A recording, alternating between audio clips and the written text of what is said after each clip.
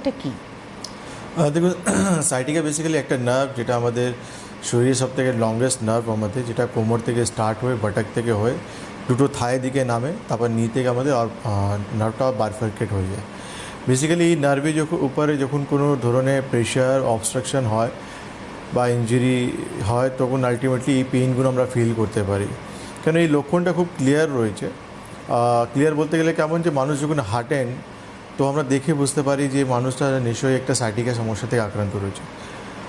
Patient যখন আমরা clinically test করি, বলি পেশেন্টকে সুপাইন পজিশনে শুয়ে আমরা বলি পাটা তুলুন, তো পা যখন পেশেন্ট তুলতে যায় পুরো 90 ডিগ্রি পর্যন্ত তুলতে পারে না, সে কোথাও না কোথাও 35-40 ডিগ্রি পর্যন্ত আটকে যায়, ট্রিমেন্ডাস পেন উঠে আটকে যায়। তো সাইটিকা এমন একটা সমস্যা যেটা আমরা দেখি প্রচুর লোক বিভিন্ন ধরনের ট্রিটমেন্ট, মানে ব্যথা ওষুধ খাচ্ছে বা ফিজিওথেরাপি করাচ্ছে, অনেক ধরনের ট্রিটমেন্ট করছে, কিন্তু পারমানেন্টলি সলিউশন পাচ্ছে না।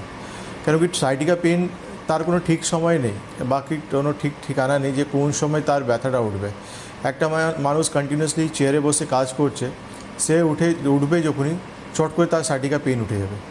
একটা মানুষ জোরে হাঁচি দিচ্ছে বা জোরে হাঁচছে, তে আলটিমেটলি তার প্রেশারের জন্য সেই সাইটিকা পেন উঠে যেতে পারে। রাত্রেবেলা সে ঘুমাতে ঘুমাতে তার আলটিমেটলি সাডেনলি তার পায়ে একটা সাইটিকা পেন উঠে যেতে পারে।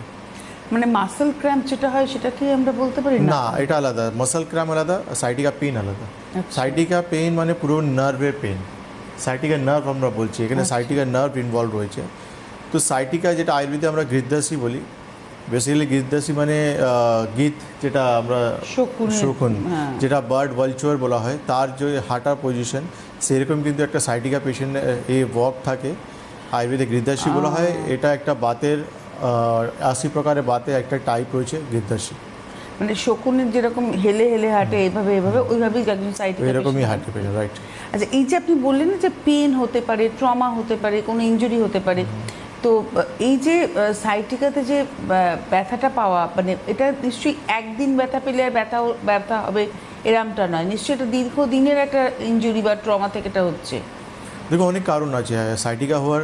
আমাদের কোমরে স্টেনোসিস হতে পারে, মানে আমাদের যেখান থেকে নার্ভ পাসিং হচ্ছে সেখানে গ্যাপিংগুলো কমে যাচ্ছে, তার জন্য আমাদের হতে পারে। আমাদের অস্টোফাইটিক চেঞ্জ, হার্নিয়েশন, তারপর হচ্ছে আমাদের কম্প্রেশন, স্পন্ডালিথিয়াসিস, প্রেগনেন্সিতে সাইটিকা পেন আসতে পারে, ট্রমা, ইঞ্জুরি, এইসব কারণ আছে। তো ন্যাচুরালি এইসব জিনিসগুলো একদিনে হয় না।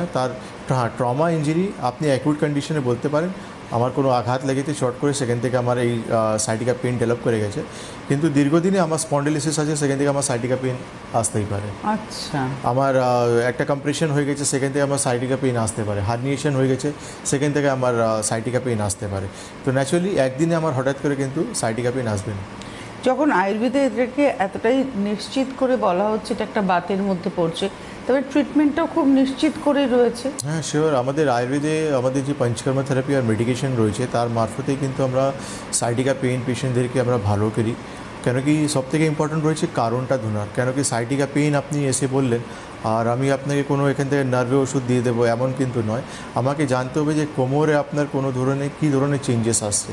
আপনার এমআরআই রিপোর্ট বা সিটি স্ক্যান রিপোর্ট আমাদেরকে ফাইন্ডিং করতে অনেকটা হেল্প করবে, যে আমার কোমরে কী ধরনের চেঞ্জেস আছে, আমার কোনো হার্নিয়েশন হচ্ছে বা স্টেনোসিস হচ্ছে বা কম্প্রেশন হচ্ছে, আমার সেইটা দেখেই ধরে আমরা যখন চিকিৎসা করব, তো পেশেন্টের ইমপ্রুভমেন্টটা খুব তাড়াতাড়ি আমরা পেয়ে যাবো। অ্যান্ড সেকেন্ড জিনিস হচ্ছে বাতটাকে আমাদের কিন্তু স্টেবল কন্ডিশনে নিয়ে আসতে হবে। কারণ বাত যতদিন ডিসব্যালেন্সে থাকবে, তো সাইটিকা পেন তো পেন আপনি পাবেন, তার সঙ্গে সঙ্গে অন্য বাতের সমস্যা আপনার শরীরে চলে আসবে। মানে আমরা অনেকবার বলেছি যে হাঁটুতে ব্যথা হচ্ছে, ইট ডাজন্ট মিন যে হাঁটু পর্যন্তই ব্যথাটা থাকবে, সেই ব্যথাটা কোমরেও আসতে পারে, সেই ব্যথাটা ঘাড়েও যেতে পারে। কেন এটা বাত, এটা বায়ু, যেই জায়গায় যাবে সেই জায়গায় কিন্তু ড্রাইনেস তৈরি করবে। ওকে, তো এবারে আমরা আসবো